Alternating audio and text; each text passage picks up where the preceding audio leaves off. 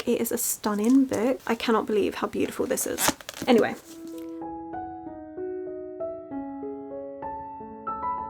Hello my loves, and thank you for joining me. It's Kirsten and we are doing my Smash or Pass March reading wrap up. I really enjoy doing my reading wrap-ups like this, and you seem to too. It's basically where for each of the books that I read in the month of March, I decide whether I would smash or pass, and we talk a little bit about them. So that's all you need to know. Let's get straight into this. The first book that I'm going to talk about is actually the first audiobook of the year, and that's Babel by R.F. Kuang. And oh my gosh, this is a hard one. Like, it's so hard because for the themes alone, smash. Absolutely loved it. I thought the themes that it was tackling was so raw. It came across as really angry and heartfelt, and I adored it. This is a book that's tackling translation. The fact that the act of translation itself is never fully able to do properly because nothing translates perfectly, and so it argues that the act of translation is wrong. And in this setting, it's kind of like an alternate history setting where England is colonising and they are using translators as a way to colonise further, because by choosing how something gets translated, you are able to manipulate the knowledge that is then put out to others, especially if they don't know that language. It's also in this because it is a slight fantasy setting to it. I feel like the magic system in this really wasn't needed. Like, it didn't really add anything to the plot, but it's basically that loss of translation, because you can't translate a word perfectly. That loss, that essence that's lost, can be turned into magic using silver. I feel like it really was a bit unnecessary. I mean, it's well explained and well thought out, but I personally feel like it didn't add anything to the story. However, I also think this is also a pass because I didn't like Robin as a main character. He is half Cantonese, half English, and you're seeing him get kind of stuck between wanting to do what's morally right, so not working for Babel and this translation centre. However, everything he has is tied with Babel. He has nothing else to his own name. He would be left out on the streets with nothing, nobody that he knows, no connections, no food, no money, nothing. And so he's like, do I really want to give up the things that I'm comfortable with for that? Which honestly, again, amazing concept. I just found him to be really whiny. I actually preferred his friends, and I would have loved to have had their perspectives. Like, if this was a multi-perspective book, this would have been fantastic. And while you do get little epilogues every so often, or like interludes of their perspectives, you literally get them once and that's it. And it did feel really drawn out in places. I feel the pacing was off, so I'm really stuck. I feel like if this was just a non-fiction book, I would have been so much more interested, because I just think the way it was written I couldn't connect to, but I loved the themes. So based on the themes and what this book was trying to do, I'm gonna say smash. But like tentative, a little pet, because there was a lot that I couldn't get on with. I am hoping that if I read it physically, I will prefer it. So that was a long-winded one. But there we are. I did read one ebook as well, but I do actually have the physical copy here as well. I just had the ebook on Kindle Unlimited, and I was reading this at work, so it was easier to read it on my phone.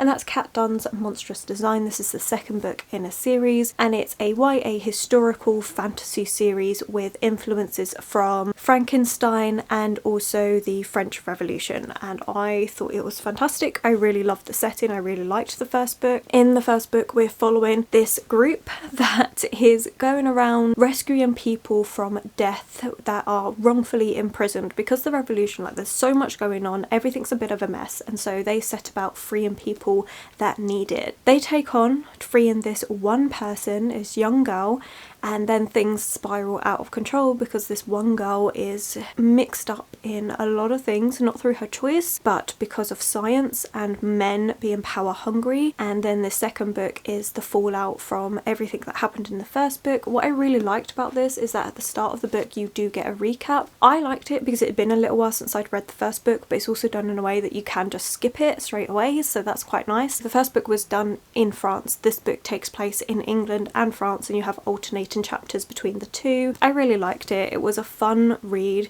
This is the sort of YA that I like picking up when I need something a little bit lighter that isn't quite as heavy plot-wise and thematically, but it has so much that I do enjoy, like the fact that this book especially had strong ties to Frankenstein and felt more of like a Frankenstein retelling. And we're also looking at the impact of women in society and how they aren't allowed to have an influence within science, and how they have to go through men to do that, and is the means necessary to the results. Like I liked all of that. I think it was really, really interesting. So definitely want to get the next book. I loved the themes of betrayal in this one. I thought it was really well done, so that's a smash. The rest were all physical reads. So I have one that I'm kind of in the middle of, but I have put off for the last couple of weeks, and that's Ovid's Metamorphosis. This was on my April TBR, where I actually finished, apart from this book, I've finished my April TBR completely, which is pretty impressive. And this one I'm up to page 164. This is epic poetry. This is Greek myth retellings. I say retellings because technically all myths are retellings, but this is kind of the original classical text, and I like it, but it is poetry, which is a format that I do struggle with, that takes me a bit more time to focus on, and it's lots of shorter poems, which is better for me to read than one big poem. But like with any short story collection, there are some in here that I don't like, and I went through a chunk of this where I wasn't as intrigued. I am tabbing it. Ovid's Metamorphosis focuses on the change of a human person into something else. This could be an animal, or it could be a tree, or something like that. And I'm tabbing the women that are caught between this because of man's right to have them. The fact that that's focused on a lot in this, like in Greek mythology, women really do get the harshest end of the stick. Also tabbing the fact that you have goddesses like Hera, Zeus's wife, known as Juno in this one, that she then punishes the women rather than her husband, because she can't punish him, and so she takes out her anger on what's happened on the women that have already been mistreated. Honestly, it's a really heavy book. I am really intrigued. There's been lots of ones that I have really liked, and it's been really good to see the originals from where all of our retellings come from, and like stories that we've heard so much about, like Hades and Persephone, reading the actual one that's based on. Like, that's not a love story, guys. But I can't really say whether it's a smash or pass yet because I haven't finished it, and I know this one's going to take me a little while because I do have to be in the mood for it. So that was just more of a special mention. The rest I've finished, so let's just get on with these. Editing Kirsten jumping in quick here to say that in my weekly reading vlog, which is coming out after this, you will see 2 books that I'm currently reading, because the day that I filmed my March wrap up is actually the 27th of March. Early because it's the time that I could film it and for the time that I wanted this video to go up in. So I will have 2 books that technically I am reading at the end of March, but they will be brought over into my April wrap up just due to timings. The first one is The Blade Itself by Joe Abercrombie, and this is an ebook, and I'm loving it. Grimdark fantasy, 3 different perspectives, mainly just character, no plots, but loving that one. And the second book is The Witcher, which I've just started The Last Wish, which is a mixture of short stories that all kind of connect together. Loving this. It gives me like Grimm's fairy tale vibes. But both of those books, as much as I am reading them at the end of March, they will be in the April wrap up. But I just wanted to quickly mention them here in case you watch my vlogs and you're like, wait a minute, what happened to those books? That is why. Anyway, right, back to the video. We have The Last Girl by Goldie Moldovisky. This is a pass. This is a YA thriller, and it was fine. A lot of the book went over my head because this talks a lot about horror movies, and I don't watch horror movies because I'm a wuss. So a lot of those conversations I couldn't really get involved with. We're following our main character Rachel, and she went through a really harrowing experience a year beforehand. Then she goes to this school.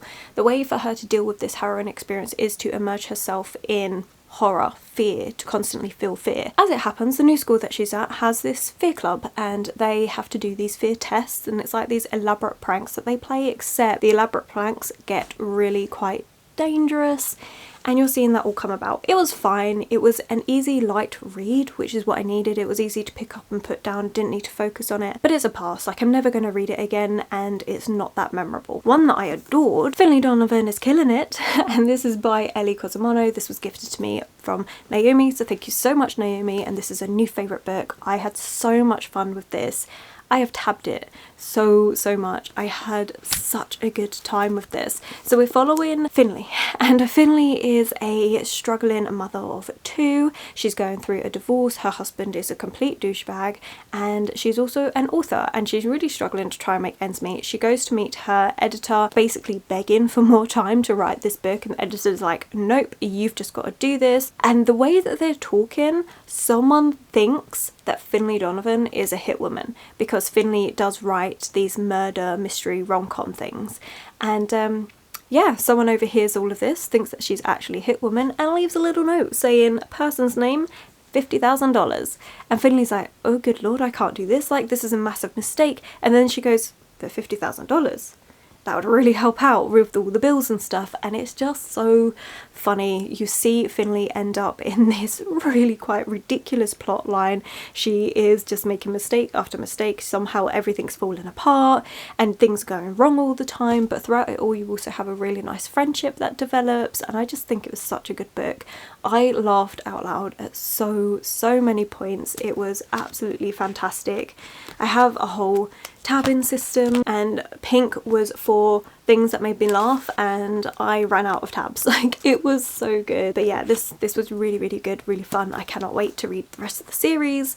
So yeah, that was a definite smash. New favourite, loved it. Going on to a different murder mystery that I actually was a bit disappointed by, and that's The Body in the Library by Agatha Christie. This is the second book in the Miss Marple series, and I did like this one, but it was also disappointing because I wasn't as engrossed. So the first proper novel that I read by Agatha Christie, I loved. The Murder in the Vicarage, thought it was fantastic. I had a whole video where I was trying to solve it, and I thought it was fantastic. This one I wasn't as intrigued. Like, I still tried to solve it, but I definitely wasn't as like, oh my god, I think it's this and this, and coming up with loads of theories. Didn't quite get me there. So it is what it says on the title. There is a body in the library, and Miss Marple is called upon to try and help solve this. They are doing this alongside the police investigation. Police aren't that happy with her help, but it is what it is. She's a little old lady, what's she gonna do? And then of course she solves it all and knows what's actually going on. It was fine. It just wasn't as gripping and engrossing. I think I would still... This is the hard bit, because would I smash? Would I pass? I don't know if I would reread this one, to be quite honest. Like, I want it as part of my collection because I do want to get all the Miss Marple books, and I'm really enjoying reading a cozy murder mystery, and that's what this one was.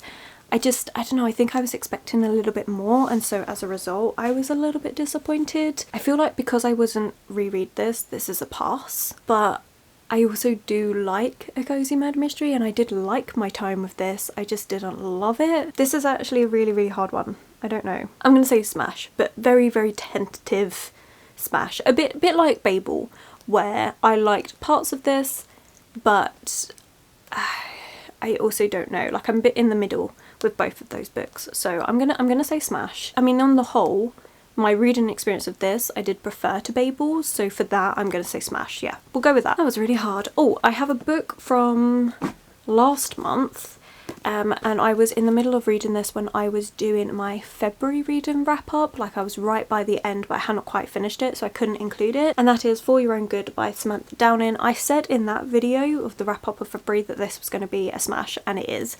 I really enjoyed this one.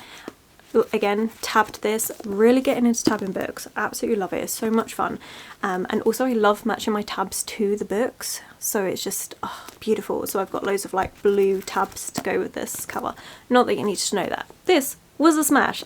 I did really enjoy this one. This is a dark academia book, and we're following this English teacher who is really dedicated to his students. However, he hates elitism, and considering he's working in a very posh private school, that does not work. And so he thinks he's doing for his students' own good, teaching them how they cannot be so elitist, basically. They cannot think that money solves everything, and so he purposely downgrades students who do this, who act in this way that he does not believe is good, and he does it to teach them a lesson. That's just a start of all of the things that are so wrong with this teacher. Like, he is so petty, so wrong, and he has so many delusions, it's ridiculous. We also get murder because dark academia, we're gonna get a murder. It just spirals out of control. But what I loved was at the very end of this book, it's like the cycle is restarting again, and I loved that. I thought that was fantastic. So there's so much. I did have quite an intense tabbing system.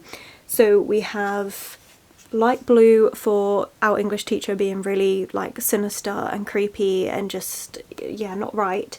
We have the dark blue for murder, the suspects that I had, anything linking to that basically. We have this peachy colour for delusions, because there were so many people that were deluded at this school, like clearly it was a problem. And then we have this grey blue for things that were commenting on social class, elitism, and everything that went alongside that. I think it was really good. 100% smash. Enjoyed this book a lot. My reading experience, I have to admit, I started off not enjoying it that much because I didn't like the perspective of the teacher, and then you got into it and you understood it and it was like, oh, that is why you're weird and that's why I don't like you as a character. Thought it was really well done. It did get a little bit slow in places though, because you know who's done the murders and then you're seeing the other characters trying to run around and piece it together, but you already know who's done it because you're seeing the perspective of the person. So it's not a perfect book, but I did enjoy it. Okay, then we have a book that I think is perfect and I love, and that is The Way of Kings Part 2. So The Way of Kings is a massive book. These are 1200 page books, but I broke my reading up into the split paperbacks, so this was part 2. I read part 1 in like December.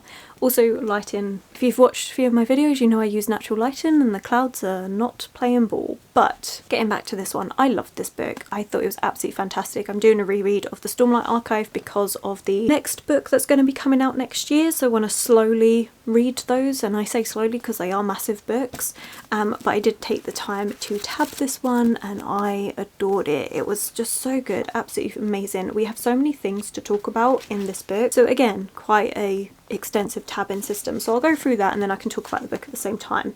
So pink is for quotes that I love because it is so beautifully written. I think it's absolutely amazing. Orange is for foreshadowing because a lot of what's happening in the Stormlight Archive later books was set up here, and I find that really interesting. Then we have this lighter colour, like a pale beige colour. Seriously, can we not with the lighting?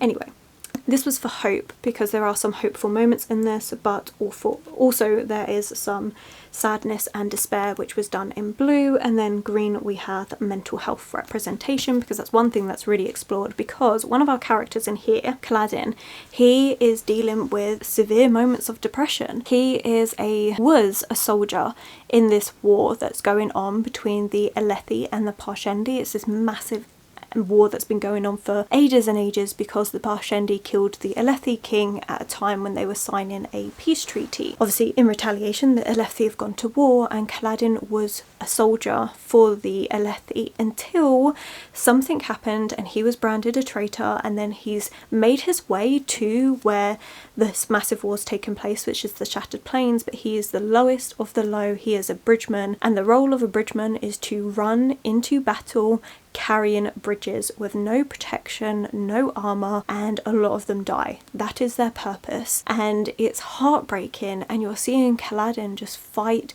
and deal with the fact that he doesn't want to live anymore, he doesn't want to do this, but also he can't give up, and you see him fight against those thoughts and prove that things can be better and strive to bring his men, his fellow bridgemen, into something that can survive, into a unit, to have something worth living for. And I think that's fantastic.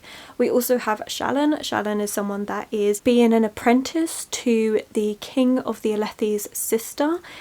She is this world-renowned scholar. She is so smart, and Shallan is out to be her apprentice, learn, but also still a soulcaster, and that's where all the magic system starts tying in. It is such a big book. There is so much that goes on. There are so many nuances and things, but it's so well written that nothing feels like it's info dumpy at times. Like, it just feels so amazing. Like, I love this book, and I always struggle to explain these books because they're so in-depth and complex, but safe to say, this is a smash from me. Down to the last few books. We have The Thorns Remain. This is by J.J.A. Harwood. Again, a book that I tabbed, and I know this is a beautiful edition and some people are going to hate that I've tabbed this, but you know what? I'm into it. I'm into it. So this one I loved. This is a Scottish folklore based story and I thought it was absolutely fantastic. We're following Moira Jean and she is in this village that is really remote and it's been ravaged from World War One and some sort of flu that's been going around. The village is absolutely ravaged, and then one evening her and her friends go off into the woods and have a little bit of fun, but her friends never come home. And everyone in the village believes that they've just gone off to different places. They've got this whole story that's been made up, and she's like, no, that's not what happened at all. And then she realises that all the story contained in the Fae are true. And I loved it for that. This book also explores loss really well, because Moira Jean lost someone that meant so much to her, and it really does explore that, and I thought that was really well done. And then of course you have all the Fae elements to this, and it sticks really true to actual folklore about how they were tricksters, how they were darker at times, and I loved that that's what this book felt like an actual folklore story, a Grimm's fairy tale story. It had the same sort of repetition and rhyme to it that a folklore story has, and I thought that was really well done. It's a dark, like grim one. There were some moments, like some descriptions and things which were just like, oh, I mean, still thinking about it makes me cringe, but I thought it was really well done. I liked the ending of this. It definitely didn't go in the traditional way I would have thought it would have done based on tropes, but I think it worked really well, and it really showed someone that is living for themselves and making those decisions that's right for them, and I just thought it was really good. So yeah, I loved this, and this kind of cemented the fact of I really want to focus on folklore and fairy tale retellings and also reading the originals where they come from. I think it's fantastic. At the back of this book you actually do get like an encyclopedia of folklore, the different Fae creatures that were explored and their myths surrounding them. I thought that was really good. This was fantastic. I adored this book. So that's a smash. Another smash, I think actually these last books are all smashes, which is fantastic, but another one is God Killer by Hannah Kenner, and again, I tabbed it. This one I really liked. So this is actually a start of a fantasy series, which I'm heartbroken about because now I've got to wait for the second book, but I loved this book. It's a short one, but it packs so much into it, and at the same time doesn't feel info dumpy. Like, it just flows, and it is fast paced, but it works really well. In this one we're following a few different main characters. One of them is Kissin. She is a god killer and she's also disabled. She has a prosthetic leg, she uses a wheelchair at times, but she doesn't let that stop her from being this badass character, and I loved that representation. That's one thing this book has, is just so much representation, not just from the LGBTQ plus community, but also the fact that there is so much disability rep. We also have someone that is deaf in here, another person that uses a wheelchair. Like, there's so much representation in this book, and I love it for that. So Kissin is a god killer. She's going around killing gods. This is another thing that this book really explores, is belief and faith, and how someone's faith and fears and stuff can manifest a god, and the stronger the god gets, the more that they demand, and it can get really dark and twisted, hence the need for god killers. We're then following this girl, and this girl has a god attached to her, and so when they meet up with Kissin can't kill the god because they are literally intertwined together, but there's a lot surrounding this girl, and she's just very curious as to what is going on. So you get her perspective, and then you also get the god's perspective, which I thought was really good, and you really see how